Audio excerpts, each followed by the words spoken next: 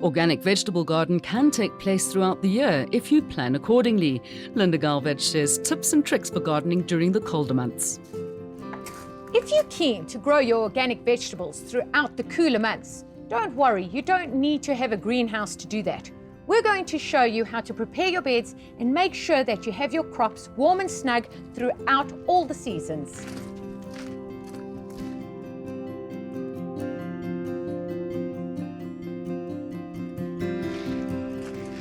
There are some amazing benefits to planting in cooler seasons. For one thing, it's cooler and you won't get absolutely obliterated by the sun. Another is that you don't have to water that often. And lastly is that there aren't that many pests during winter. So the beauty of planting cool season crops is that you have such wonderful varieties. I mean, look at this purple cauliflower. It is just fantastic. So be creative. Go in, plant your colors, plant things that are healthy like kale. Nothing better for you than kale. Also to remember, if you want your plants to have a good time to grow before it gets too cold, because as you know, when it gets too cold, things slow down dramatically. Start growing your seeds from as early as either the end of January, so that's really early autumn. That's a great idea. If you've forgotten or you haven't had the time and you've left it for too long, then you can just get seedlings and pop them into the ground and make sure that you keep them warm and snug, and they'll be fantastic. Remember a few things. You still need 6 hours of sun a day. Make sure that you don't have any evergreen trees where shadow is going to be a problem, because in winter or colder seasons, you know that your shadows are elongated. So let's go and find out how we do all of this.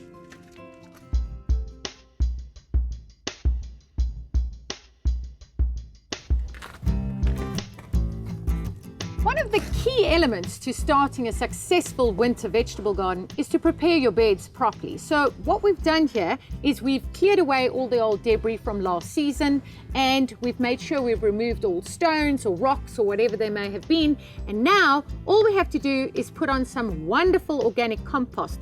The beauty about using organic compost is that firstly, it replaces the nutrition in the soil that was taken up by the last season's crop. And secondly, it won't burn your seedlings. You can plant in there directly after you've applied the compost. If you're going to use manure or fertilizer, you won't be able to apply put your seedlings in directly after you've applied that, because it will burn your seedlings. So wait 10 days to do so.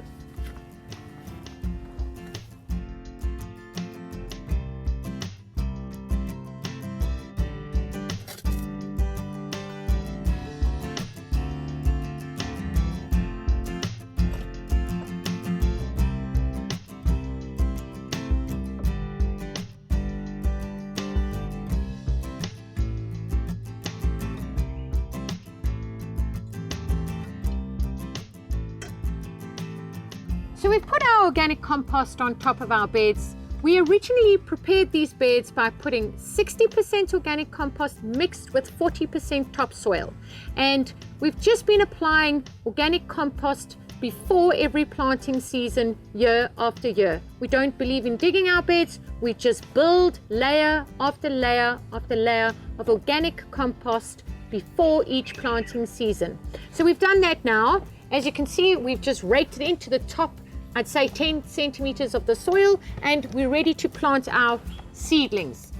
If you start late in the season, it's always a good idea to plant with seedlings, because if you remember, if you plant with seed, it needs 6 weeks for it to get to about a 6 centimeter to 10 centimeter, depending on what you're planting, size, and only then can you put it in the ground. So if you've left it a bit late, or if you just want your crops sooner than later, you can start putting your seedlings in, and we're going to show you how to do that. Remember, you've got to be aware of the planting distance. What we have here is red and white striped beetroot, which are delicious, and they require about 7 centimeters between each plant and between each row. So let's go.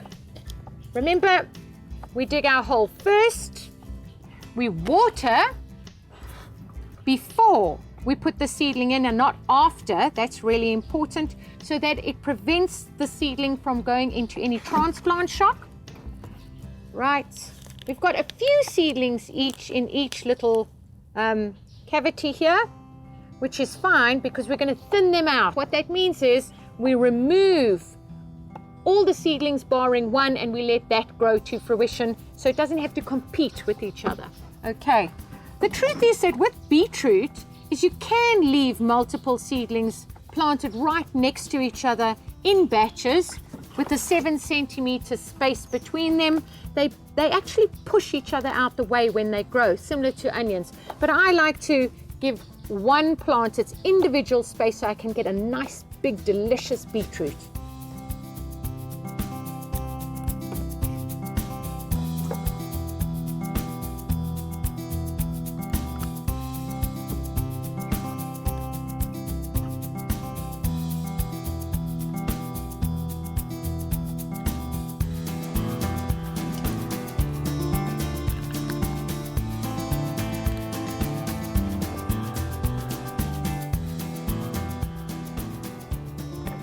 So once you've planted your little seedlings, make sure you apply mulch sufficiently, because what mulch does in winter is it keeps the roots of the seedlings warm and protected. So once we've applied all the mulch, we can put a cloche over our seedlings. If the seedlings are still small and you want to protect them from the frost, just recycle a bottle, make sure you remove the lid and push it in snugly around the seedling, and it acts like a little greenhouse.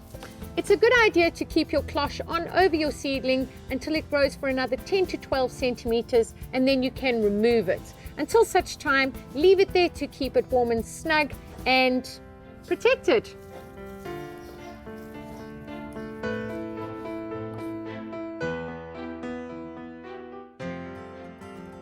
Another way to protect your winter vegetables is to put frost fleece over them. So all you need is one of these structures with PVC piping. If you've got bird netting over this already, that's no problem. You can just throw your frost fleece over that. The idea of this is to make sure that it's on your tender leaf crops at night. And if it's a nice sunny day, remove the frost fleece, or you can keep the frost fleece on all the time. I wouldn't advise that, simply because your plants do need to get direct sunlight, and you want that to happen as much as possible in winter. One thing to be aware of is make sure that your irrigation system is in fact watering the vegetables underneath your frost cover, otherwise your plants won't make it. Lastly, a very good idea for your winter crops is that if you're going to be planting anything with a thick leaf, which you obviously will, like cabbage and kale, you don't have to worry so much about having frost fleece over those. If you're living in a windy environment, it's a good idea to put bricks around the edges of the frost fleece so that it's kept in place throughout the day and night.